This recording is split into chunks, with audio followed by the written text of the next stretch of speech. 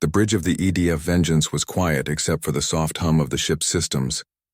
Admiral Jake Morrison stood near the main view screen, his hands clasped behind his back. He was a tall man with gray hair and deep lines around his eyes.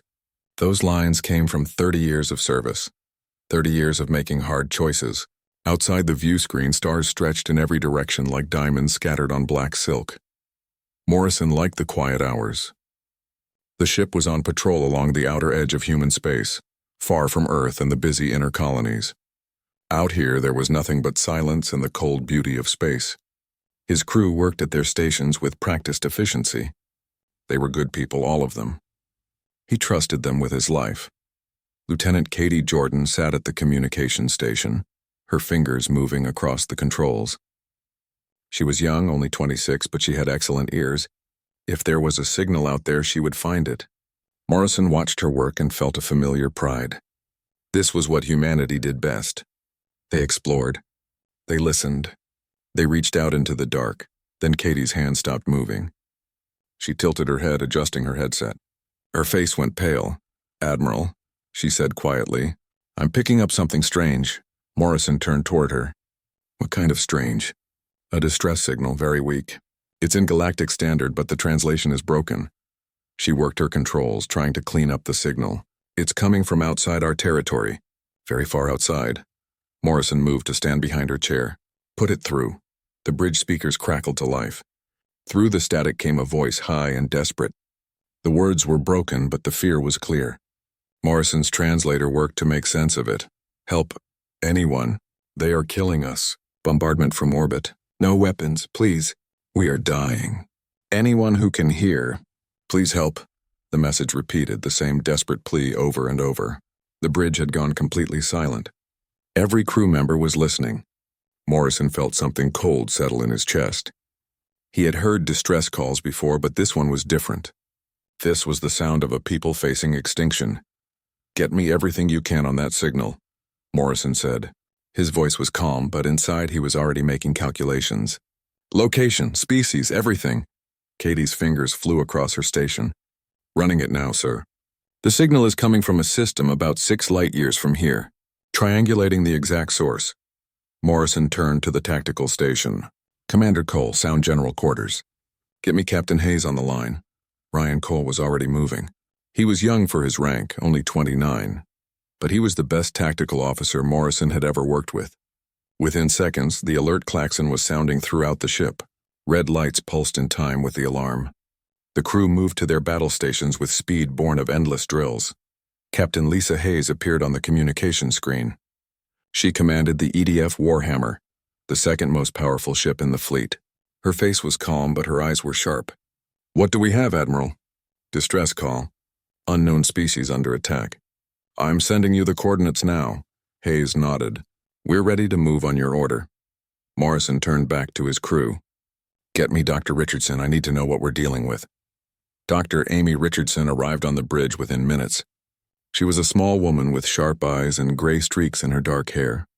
As the ship's chief medical officer and xenobiologist, she knew more about alien species than anyone else in the fleet. She moved to the communication station and began reviewing the signal data. "The language markers match a species called the Kalari," she said after a moment. "They're an aquatic race. Their homeworld is 90% ocean. According to the Galactic database, they're completely peaceful. No military, no weapons, nothing. They're artists and philosophers." Morrison felt his jaw tighten. A peaceful species. No way to defend themselves. Someone was slaughtering innocents. What about the attackers? Any information in the signal? Dr. Richardson shook her head. "Nothing specific. But orbital bombardment suggests a military force. A strong one." Commander Cole looked up from his tactical display. "Admiral, with respect, we should think carefully about this. We don't know who the attackers are or how many ships they have. This could be a trap." Morrison looked at the young officer. Cole was right to be cautious. That was his job. But Morrison had not joined the Earth Defense Fleet to ignore people crying for help. "Your concern is noted, Commander. But we have a duty."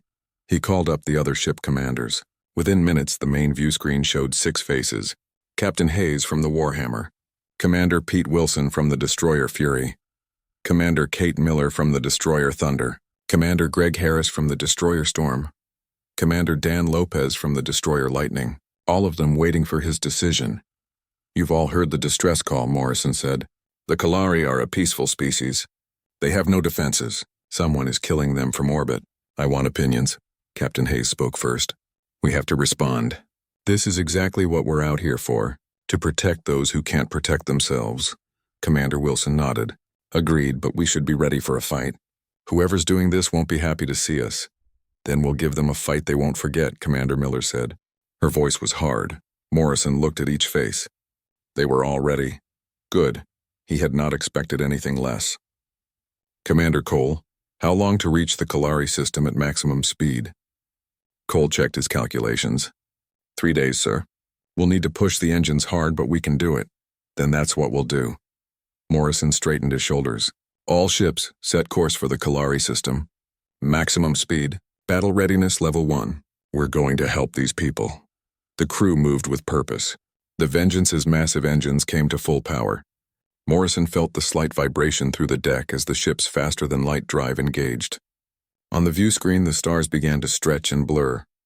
The fleet was moving. Dr. Richardson stayed on the bridge watching the star display. Admiral, there's something you should know about the Kalari.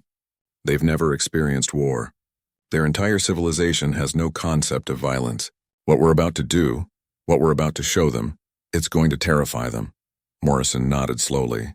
I know, but being dead terrifies me more. We'll deal with the aftermath when we get there. The hours passed slowly. Morrison remained on the bridge, reviewing tactical data and intelligence reports. The Kalari system had 3 planets. The homeworld was the second planet, a beautiful blue sphere covered in deep oceans. According to the database, over 2 billion Kalari lived in underwater cities. They were artists and thinkers, a civilization that had spent thousands of years perfecting their culture. And now someone was destroying them. Captain Hayes came to the bridge on the second day. She stood beside Morrison, both of them looking at the tactical display. I've been thinking, she said quietly. When we get there, we need to send a message. Not just to whoever's attacking the Kalari, a message to the whole galaxy. What kind of message? Morrison asked. That Earth doesn't tolerate genocide. That when innocent people call for help, we answer. That we're not just another species looking for resources and territory. We're different, Morrison smiled grimly. We are different. That's what scares them. Humanity had joined the galactic community 50 years ago. In that time, they had learned that most species came from gentle worlds. Planets where resources were abundant and predators were rare. Evolution had made them peaceful, cooperative, and cautious. Earth was different. Earth had tried to kill humanity at every turn. Diseases, predators, natural disasters, ice ages, droughts. Humans had survived by being tougher, smarter, and more adaptable than anything else on their world. The galaxy called Earth a death world. They called humans Deathworlders. Most species were afraid of them. Morrison understood why. Humans were predators who had learned to build starships. They were dangerous. But they were also capable of great compassion. That combination confused the other species. On the third day, Commander Cole called out from tactical. Admiral, we're approaching the Kalari system, dropping out of faster than light in 5 minutes. Morrison straightened. All ships, battle stations, silent running protocols. I want to see what we're dealing with before they know we're here. The bridge crew worked in focused silence. The red alert lights pulsed. On the view screen, the stars stopped stretching and snapped back into their normal positions. The Kalari system appeared before them. Morrison's blood ran cold. The system was filled with debris, the destroyed stations, shattered satellites, and everywhere, the hulks of what had once been civilian vessels. In orbit around the blue planet, dozens of warships hung like vultures. They were gray and angular, bristling with weapons. As Morrison watched, one of them fired down toward the planet's surface. A beam of energy lanced through the atmosphere. Count them, Morrison said quietly. Cole worked his display. 43 contacts, sir. Mostly cruisers and destroyers. 3 capital ships. They're using sustained bombardment patterns. Admiral, they're systematically destroying the entire planet. Dr. Richardson pulled up the planet's biosigns. Her face went pale. I'm reading massive casualties. Entire cities are going silent. Admiral, if we don't do something right now, there won't be anyone left to save. The first human railgun shot crossed the distance between the fleets in less than a second. The tungsten projectile, accelerated to 20% of light speed, hit a Zarkon cruiser dead center. The ship simply ceased to exist.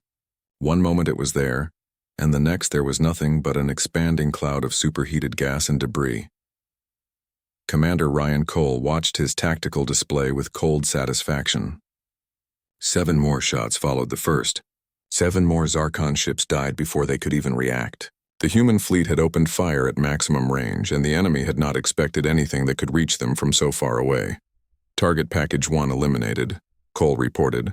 His voice was steady, professional. Inside, his heart was racing. This was his first real battle. All those years of training, all those simulations, and now it was real. Ships were dying. People were dying. He pushed the thought away and focused on his job. Engaging Target Package 2. Admiral Morrison stood at the center of the bridge watching everything unfold. The Zarkon fleet was scrambling now, trying to form a defensive line. They were fast, he had to give them that. But they were not fast enough. Human ships moved like dancers, their engines burning bright as they closed the distance. Captain Hayes is making her run, Lieutenant Katie Jordan called out. Morrison watched the Warhammer on his display.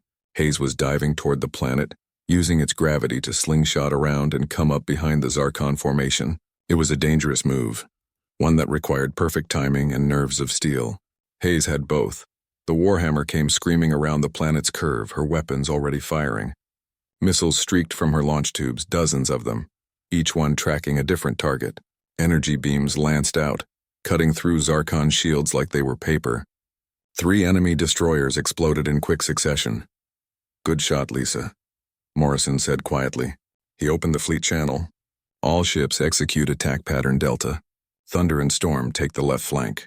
Fury and Lightning right flank. Warhammer, stay on their backs. Vengeance will take the center." The human fleet moved like a pack of wolves, surrounding and isolating their prey. The Zarkon tried to concentrate their fire, but the human ships were too fast, too agile. They dodged and weaved, their inertial dampeners allowing turns that would have crushed any other species under the force of acceleration. A Zarkon cruiser fired a spread of plasma torpedoes at the Vengeance. Cole's point defense systems came online instantly. Hundreds of small cannons tracked the incoming weapons and opened fire. The torpedoes exploded harmlessly kilometers away from the ship. "Their weapons are weak," Cole said, surprise in his voice. "Admiral, their energy output is barely half of ours. And their targeting systems are slow. We're running circles around them." Morrison nodded. It made sense. These Zarkon had probably spent years bullying weaker species, races that had no experience with war. They had never faced someone who could fight back. They had certainly never faced humans. "Don't get cocky, Commander," Morrison said. "Stay focused. They still outnumber us." The Vengeance closed with one of the Zarkon capital ships. It was huge, easily twice the size of the human dreadnought. Its hull was covered in weapon ports and armor plating. Morrison could see why the Kalari had been helpless against it. Against an unarmed civilization, this ship would be unstoppable. Against Earth's fury, it was just a target. "Main gun," Morrison ordered. "Full power." The Vengeance's primary weapon was a mass driver, a magnetic accelerator that ran the entire length of the ship. It could fire projectiles at relativistic speeds, turning simple metal into weapons of devastating power.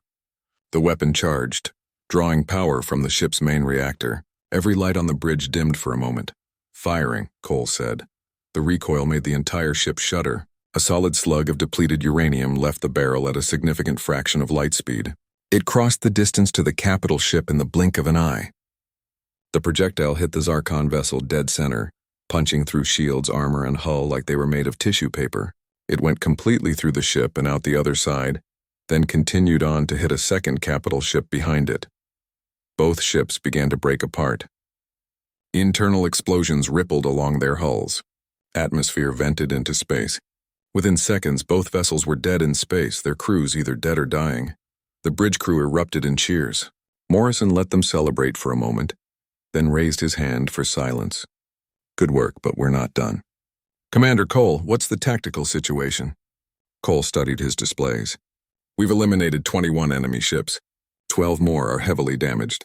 The remaining 10 are trying to regroup near the third capital ship." "Wait, Admiral. I'm getting movement from that last capital ship. It looks like they're trying to run." Morrison's face hardened. "Not a chance. All ships pursue." Do not let them escape. Thunder and Storm, get ahead of them and cut off their escape route. No one leaves this system. The human destroyers burned hard, their engines flaring bright. They raced ahead of the fleeing Zarkon, then turned and opened fire. The enemy ships ran straight into a wall of missiles and energy beams. 3 more destroyers died in the opening salvo. The remaining Zarkon ships stopped trying to run. They formed a defensive circle around their last capital ship and prepared to make a final stand. Morrison could respect that at least.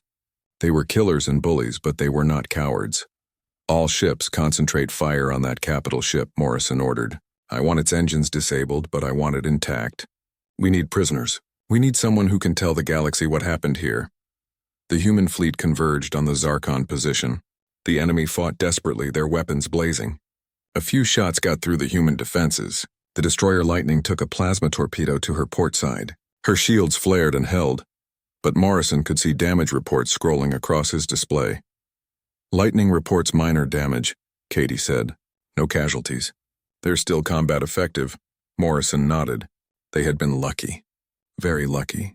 The Zarkon were weak compared to human ships, but they were still dangerous. One good hit in the wrong place could have been disastrous.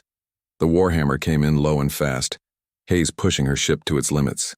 She fired a precision strike at the capital ship's engine section. The massive vessel shuddered as explosions rippled through its propulsion systems. It began to list, unable to maneuver. Target disabled, Captain Hayes reported. She's not going anywhere. The remaining Zarkon destroyers and cruisers fought on, but it was hopeless. The human ships picked them off one by one.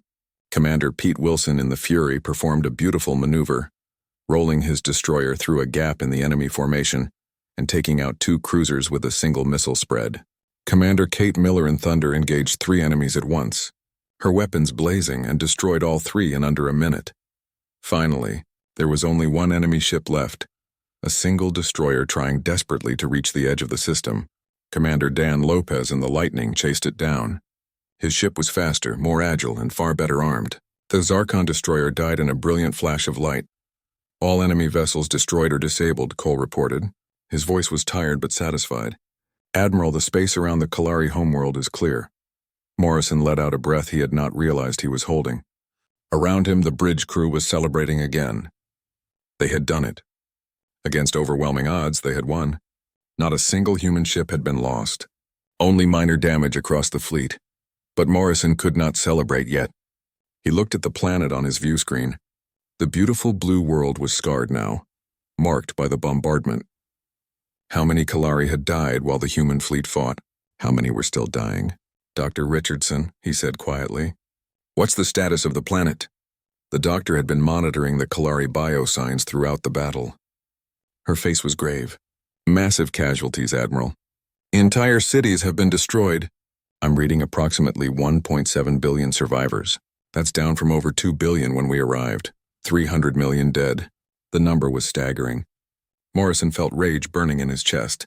All those lives snuffed out by these Zarkon bullies. All those people who had never hurt anyone, who had spent their lives creating art and building their civilization. He turned to Katie. Open a channel to the planet. All frequencies. Channel open, sir. Morrison spoke slowly, clearly, knowing that the Kalari would be terrified. This is Admiral Jake Morrison of the Earth Defense Fleet. We received your distress call. The enemy fleet has been destroyed. You are safe now. We are here to help. We will not leave until your world is secure. For a long moment, there was only silence. Then a voice came back, high and wavering. The translator struggled with the language, but Morrison could hear the emotion clearly. It was relief mixed with terror. We hear you, Earth ships. We saw what you did. We saw the battle. We are grateful, but we are also afraid. What are you? Morrison looked at Dr. Richardson. She moved to stand beside him. Let me handle this, she said quietly. Morrison nodded and stepped back. Dr. Richardson spoke gently. We are humans. We come from a world called Earth. We heard your call for help and we came as fast as we could. I know you are frightened. What you saw was violence on a scale you have never experienced. But please understand, we only use that violence to... High Commander Zarthok woke to pain and the smell of burning metal.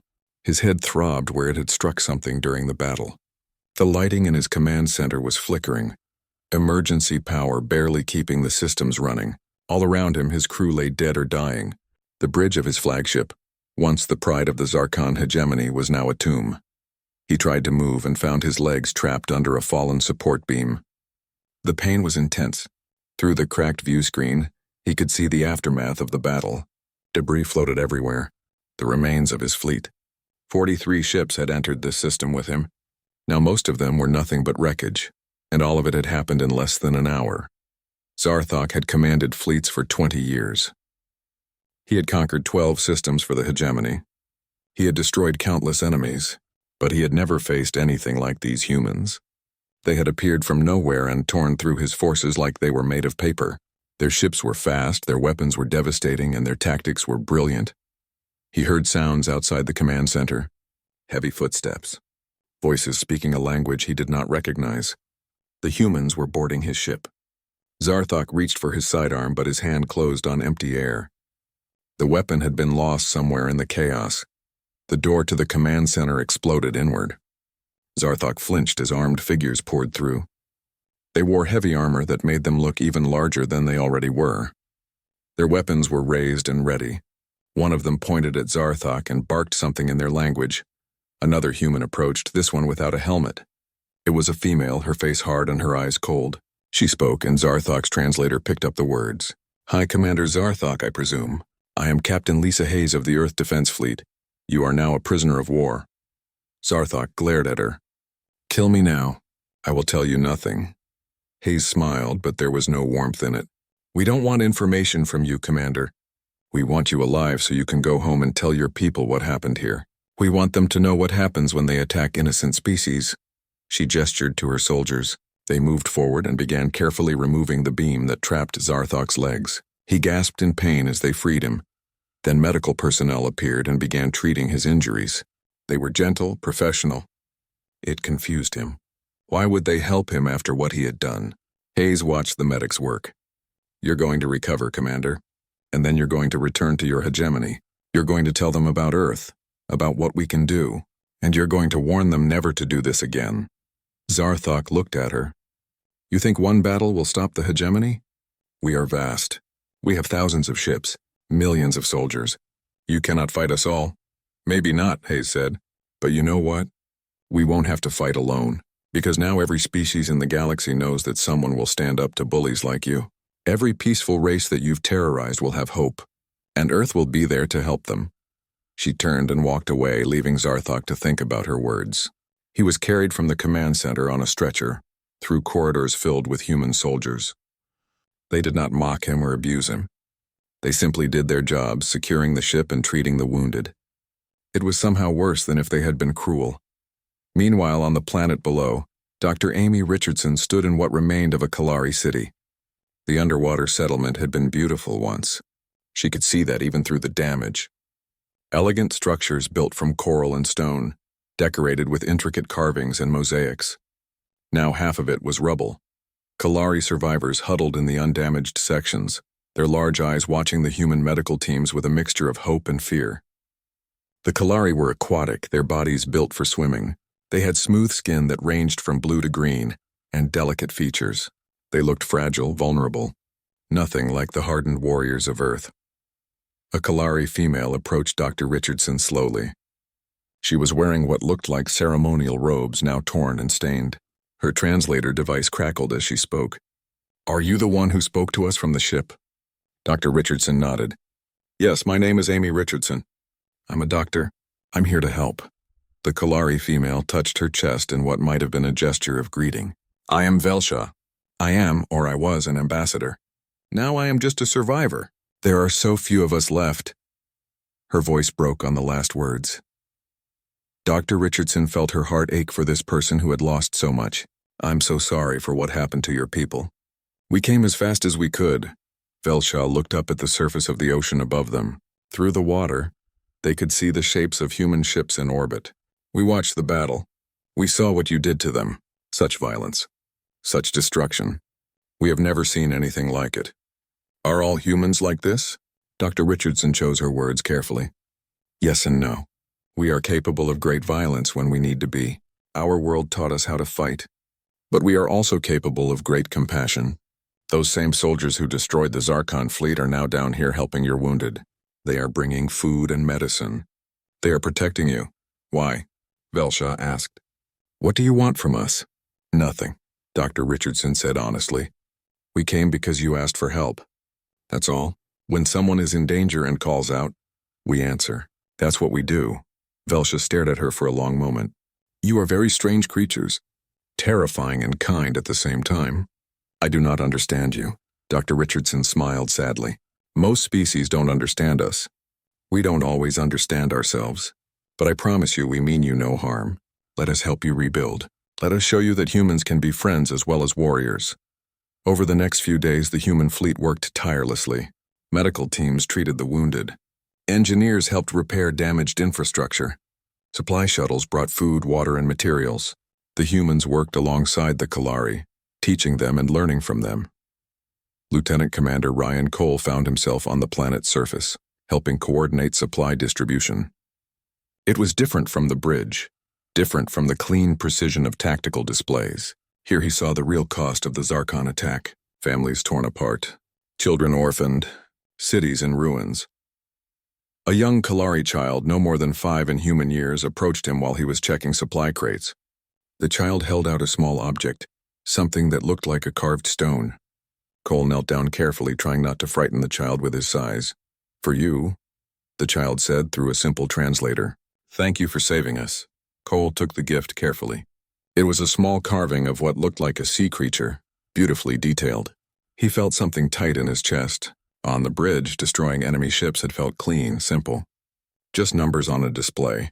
But down here he could see what those numbers meant. He had saved these people. This child was alive because of what he had done. You're welcome, he managed to say. Stay safe. The child swam away and Cole stood there holding the carving. He realized that this was what it really meant to be a soldier. Not just the fighting, but the protecting. Not just the destruction, but the preservation. He carefully tucked the carving into his pocket and went back to work. Aboard the Vengeance, Admiral Morrison stood in the brig, looking at High Commander Zarthok through a transparent wall. The Zarkon commander had been treated for his injuries and was now being held in comfortable quarters. Morrison had not spoken to him yet. He had needed time to control his anger. But now it was time. Morrison pressed the intercom button. Commander Zarthok, we need to talk. The Zarkon looked up.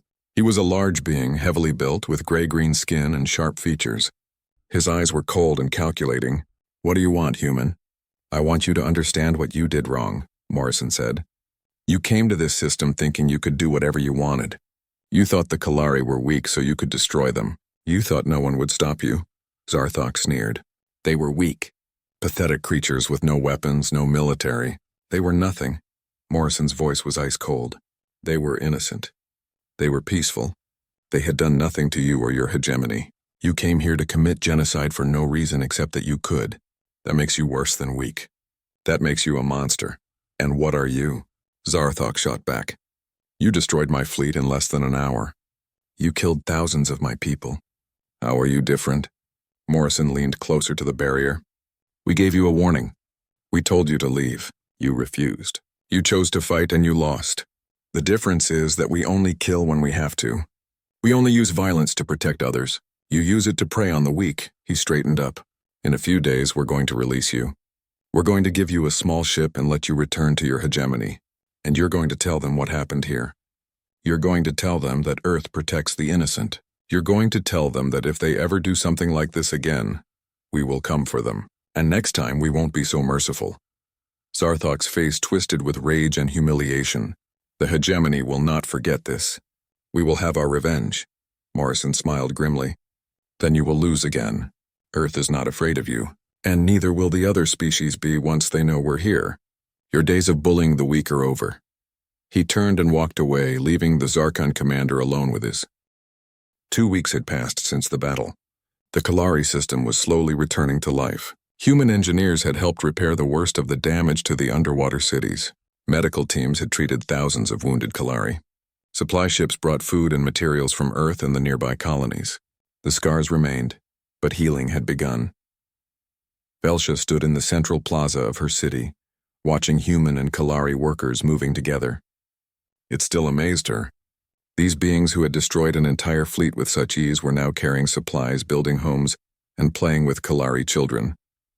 She was beginning to understand what Dr. Richardson had meant about humans being complicated. Dr. Richardson approached, her environmental suit allowing her to move freely underwater. She had spent most of the past 2 weeks on the planet, coordinating relief efforts and learning about Kalari culture. Velsha had come to trust her, even to consider her a friend. "Good morning, Velsha," Dr. Richardson said through her suit's communicator. "I have news. Admiral Morrison would like to speak with you before the fleet departs. Would you be willing to come to the Vengeance?" Velsha felt a flutter of nervousness. She had never been to space, never been off her world. The idea of boarding one of those massive warships was frightening. But she also knew this was important. "Yes," she said.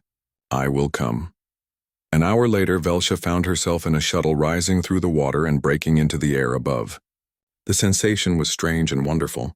Through the shuttle's windows, she could see her world from a new perspective. The vast oceans, the few small islands, the orbital station slowly being rebuilt, and above it all, the human warship standing guard.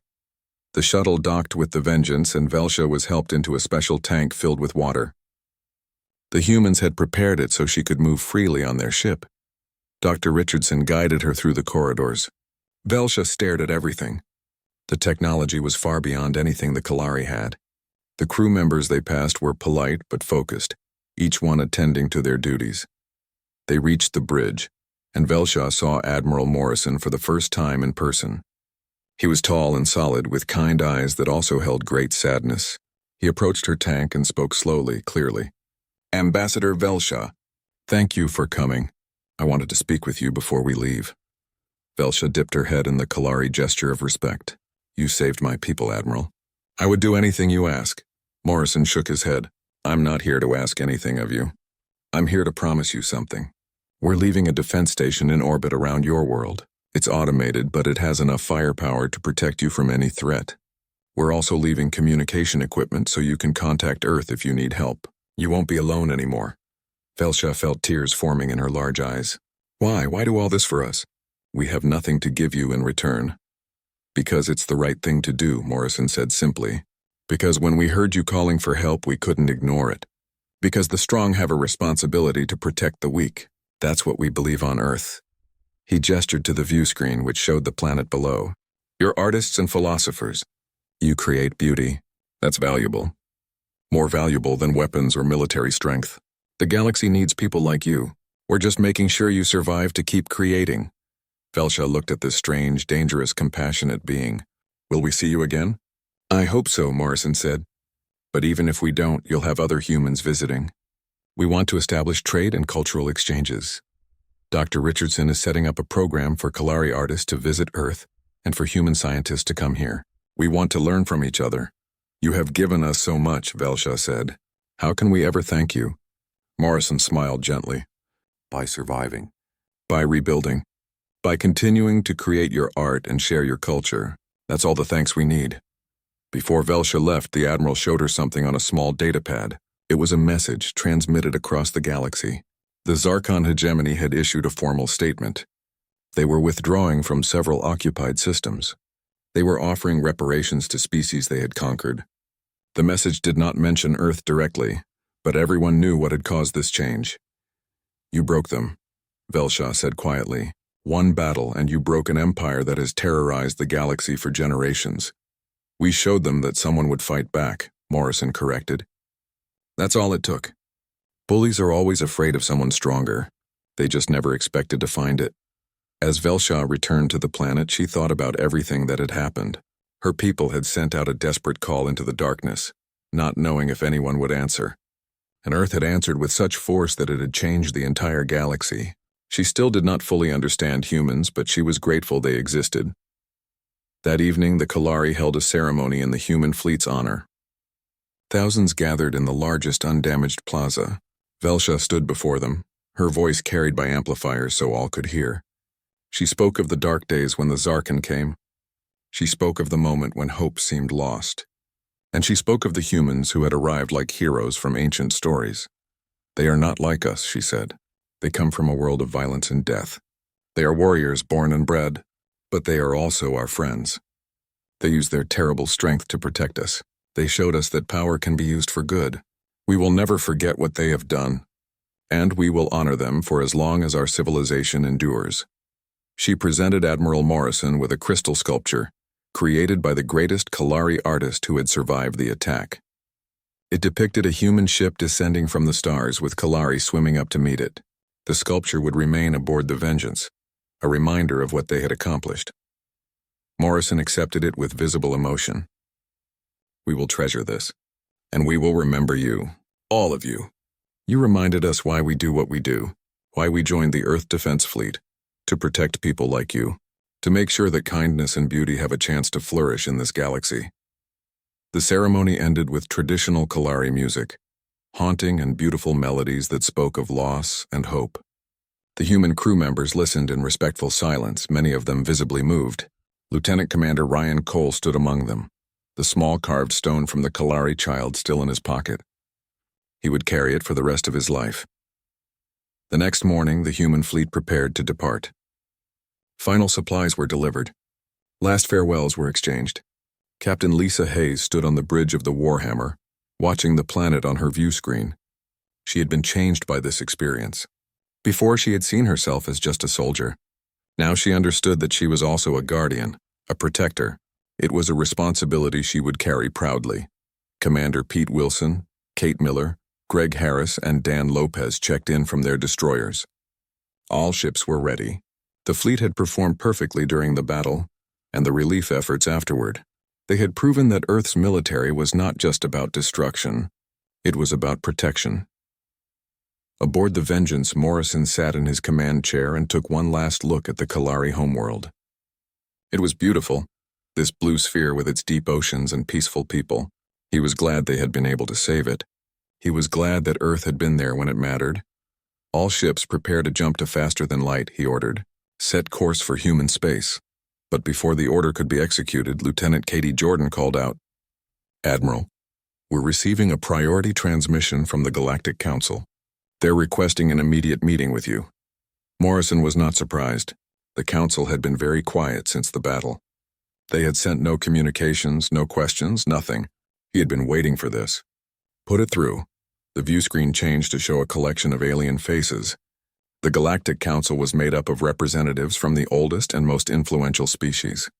There were the Vaxil, tall and thin with multiple arms, the Gren, small and furry with huge eyes, the Tholis, crystalline beings that communicated through light, and a dozen others, all watching Morrison with expressions that ranged from fear to awe to calculation. The Vaxil representative spoke first. "Admiral Morrison of Earth, the Council has been observing the events in the Kalari system. We have questions about your military capabilities and your intentions in galactic affairs." Morrison kept his face neutral. "I'm happy to answer any questions. But first, I have one of my own. Where was the Council when the Kalari were being slaughtered? Where was the galactic community that supposedly protects all species?" The Council members looked uncomfortable. Finally, the Gren representative answered, "The Zarkon hegemony is powerful. We have tried diplomatic solutions in the past, but they have always failed. Direct military action would have resulted in a devastating war. So you did nothing," Morrison said flatly. "You let them kill innocent people because you were afraid. That's exactly why Earth will never join your council. We don't abandon people in need." The Vaxil's voice was sharp. "You are one species with a handful of ships. You cannot police the entire galaxy. What happens when you face an enemy you cannot defeat?" Morrison smiled grimly. "Then we'll lose. But at least we'll have tried. At least we'll have stood up for what's right. Can you say the same?" The Council was silent. Morrison could see them reassessing everything. 6 months had passed since the battle of the Kalari system. In that time, the galaxy had changed in ways no one could have predicted. News of what happened had spread like wildfire. Earth, the mysterious Deathworld species, had destroyed a Zarkon fleet and saved an entire civilization. The story grew with each telling, but the basic facts remained the same. Humanity had shown the galaxy that someone was willing to fight for the innocent. Admiral Jake Morrison stood on the bridge of the Vengeance, but the ship looked different now. It was part of a much larger fleet. 20 human warships hung in formation around him. Some were new, fresh from Earth's shipyards. Others were veteran vessels that had been pulled from other duties. Earth Command had taken Morrison's request seriously. If humanity was going to be the galaxy's protector, they needed the ships to do it. Captain Lisa Hayes now commanded the new ship EDF Guardian, a vessel designed specifically for rapid response to distress calls. It was faster than the Vengeance, with powerful engines and weapon systems optimized for fighting multiple enemies. She had a crew of volunteers, people who wanted to be part of something larger than themselves. They wanted to make a difference. Commander Ryan Cole had been promoted to full commander and served as Hayes' tactical officer. The young man who had been nervous about his first battle was now a veteran. He wore the small Kalari carving on a chain around his neck, a reminder of why they did this work. He had seen 4 more battles in the past 6 months, each one reinforcing his belief that Earth's path was the right one. Dr. Amy Richardson had become Earth's unofficial ambassador to the peaceful species of the galaxy. She traveled constantly, meeting with different cultures, teaching them about humanity and learning about them. She had helped establish formal relationships with 12 species so far, all of them grateful for Earth's protection. She was building bridges between the scary warriors from the Deathworld and the gentle civilizations they protected. The Kalari were thriving. Their cities had been rebuilt, stronger than before. They had even begun developing defensive technologies, learning from the humans that sometimes peace required the ability to fight. But they remained true to their nature, focusing on art and philosophy. The crystal sculpture Velsha had given Morrison had become famous across the galaxy, a symbol of the bond between protector and protected. The Zarkon hegemony had withdrawn from most of their conquered territories. The defeated Kalari had shattered their image of invincibility. Internal fighting had broken out among their leadership. Some wanted revenge against Earth, others argued for peace. A few even suggested that the hegemony should reform, should stop being conquerors and become something better. The debate raged on, but one thing was certain.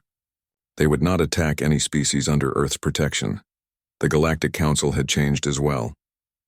Embarrassed by their inaction and impressed by Earth's resolve, they had finally started taking action. They had established a joint defense force, combining ships from multiple species to protect against threats. It was not as effective as Earth's fleet, but it was a start. The Council had also created a formal recognition system for species willing to protect others. Earth was the first to receive this honor, but not everyone was happy with the changes. There were species that feared Earth's power.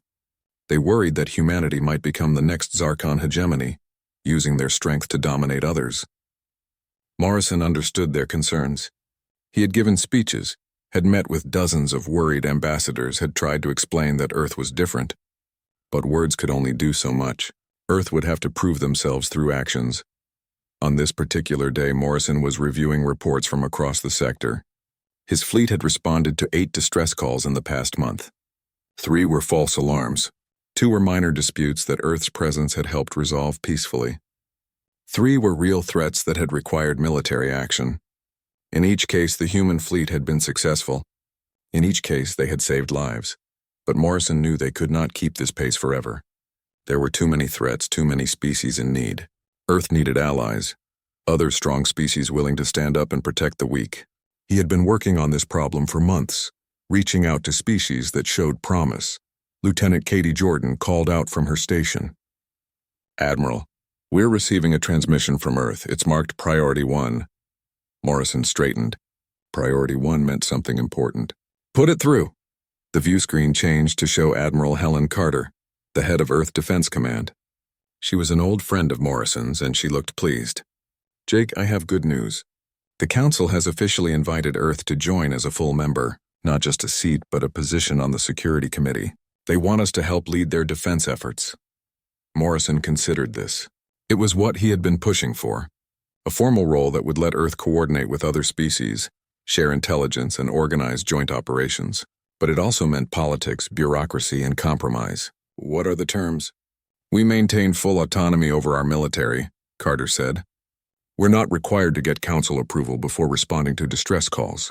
But we agree to share technology and training with other species who want to build their own defenses." "It's a good deal, Jake, better than I expected." Morrison nodded slowly. "Then we should accept. The galaxy needs coordination. It needs species working together. If we can help make that happen, we should." "There's more," Carter said. 5 species have asked for Earth's help in training their militaries. They want to learn from us. They want to be able to defend themselves instead of relying on others. The Council is calling it the Guardian Initiative. Morrison felt hope rising in his chest. This was exactly what they needed. If other species could defend themselves and protect their neighbors, Earth would not have to do everything alone. Who are they? Carter read from her notes. The Vaxil, surprisingly. They've decided their neutrality policy failed the Kalari. They want to build a defense force. The Gren are interested, though they're worried about their size. The Kalari themselves, of course. They want to make sure they're never helpless again. And 2 species I've never heard of, the Mordax and the Sheln. Apparently they're from worlds almost as dangerous as Earth. Other Deathworlders? Morrison asked with interest. That's promising. They'll understand what we're trying to do. That's what I thought. I'm assigning you to oversee the initiative. You'll coordinate training programs and help these species build their fleets. Captain Hayes will continue leading rapid response operations. Between the 2 of you, we'll start building a real galactic defense network. Morrison smiled. It was the first time in months he felt truly optimistic. We can do this. We can actually change the galaxy. You already have, Jake. You already have. Carter out. The transmission ended. Morrison stood there for a moment, thinking about everything that had happened since that day when they heard the Kalari distress call. One decision to help had led to all of this. One battle had changed the balance of power in the galaxy. One act of compassion had inspired others to be better. He called up Captain Hayes on a private channel. Her face appeared on his screen and she was grinning. You heard? I heard. How does it feel to be the commander of Earth's first rapid response fleet? Hayes laughed. Terrifying and exciting in equal measure. But I've got good people. Commander Cole is already working on new tactical protocols. We've got volunteers from all over Earth wanting to join. People who believe in what we're doing. What we're doing is important, Morrison said. Never forget that. Every life we save, every species we protect, it matters, I know. That's why I'm here. Hayes paused. Admiral, do you ever wonder what would have happened if we hadn't responded to that first call? If we had just kept patrolling and ignored the Kalari? Morrison thought about it. They would have died. All of them. And the galaxy would have kept turning and no one would have cared. But we did respond. We did care. And now everything is different. Do you think there are more out there? More species calling for help that no one is hearing? I'm sure of it. That's why we need to keep listening. That's why we need to keep responding. That's why we need to train others to do the same. Hayes nodded. Then let's get to work. Guardian out. Morrison turned back to his bridge crew. They were watching him, waiting for orders. These were good people, every one of them. They had volunteered to put themselves in danger to protect others. That was what made them special. That was what made humanity special. Lieutenant Jordan, he said, scan all frequencies. I want to know about every distress call within 10 light years. Commander Cole, prepare a tactical analysis of the Guardian Initiative species. I want to know their strengths and weaknesses so we can train them effectively. Dr. Richardson, start putting together cultural briefings. We're going to be working with a lot of new species. The crew responded immediately, moving with the practiced efficiency of people who knew their jobs. Morrison watched them work and felt pride. This was his crew. This was Earth's finest. And they were going to change the galaxy. A few hours later, Katie called out again. Admiral, I'm picking up a distress signal. It's coming from a system about 8 light years away. The signal is weak, but I can make out a few words. They're under attack.